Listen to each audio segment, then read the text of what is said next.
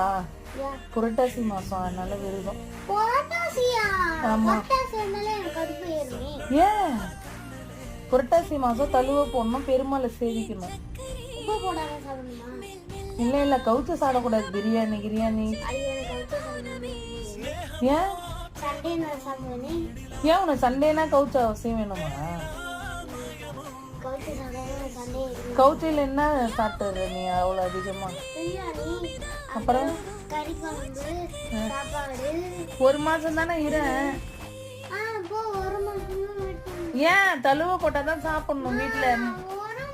3வது வாரம் தழுவ போடுறோமா, 4வது வாரம் அந்த அரிசி. அது உங்க அப்பா சொல்லின்னு இருக்காரு அதுதான். ஆனா ஒரு மாசம் சாமி கும்பிடணும். 3வது வாரம் தழுவ போட்டுறேன்னா 4 சாமி கும்பிடணும் பெருமாள். 3வது வாரம் நாராயண